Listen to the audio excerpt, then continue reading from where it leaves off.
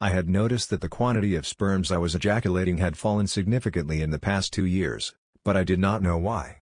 I eventually had a sperm count test done and the result was really bad. I went to see a urologist and he examined my testicles.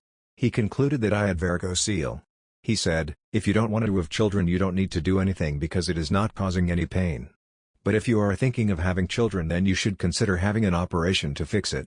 So, I went to see another urologist to get a second opinion and he confirmed that I had grade 3 varicocele using an ultrasound scan and visual check. So, I decided to have the operation done. I first researched what varicocele was and how the operation tries to correct it. It is important to understand that your sperm problem may not be caused by your varicocele.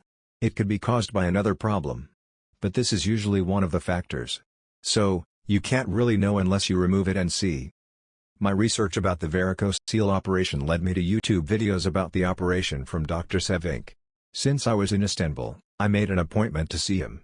Talking to Dr. Sevink made me realize that this guy really knew what he was talking about. He was also recommended by the sperm testing lab I had used in Istanbul. So, based on my own research, meeting him in person, and the recommendation of others, I selected him to do the operation. Oh, he was also the cheapest, which surprised me. The varicocele operation involves making an incision near the top of your testicles and removing them through the hole. The blocked veins are then completely removed. If you have it on both testicles they will need to make an incision on both sides. The size of the incision will depend on the size of your testicles. The bigger your testicles the bigger the incision will need to be so they can be removed easily. You are given spinal anesthesia which numbs your lower body. You do not feel anything during the surgery. You can actually see what they are doing if you wish. The doctor was showing me exactly what he was doing and I was talking to him during my operation. The doctor also removed some cysts he found on my testicles during the operation. It took about 8 hours for the spinal anesthesia to wear off and I could move and feel my feet again.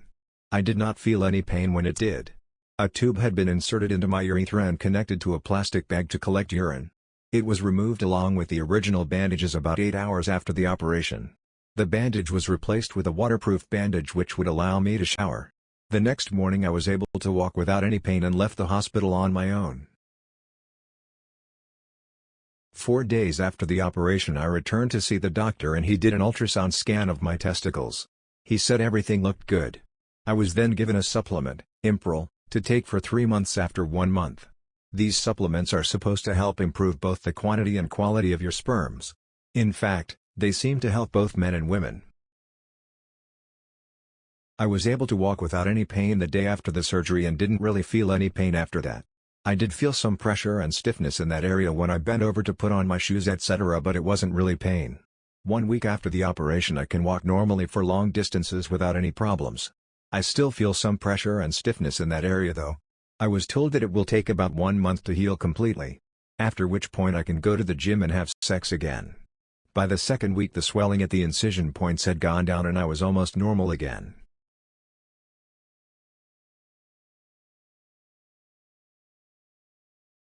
After 4 months I will get another sperm count test to check the quantity and quality of my sperm. Only then will I know if the operation was successful. Hopefully, the varicocele was the cause, let's see. If you need this operation or any other urology related services I would highly recommend you come to Istanbul and see Dr. Sevink.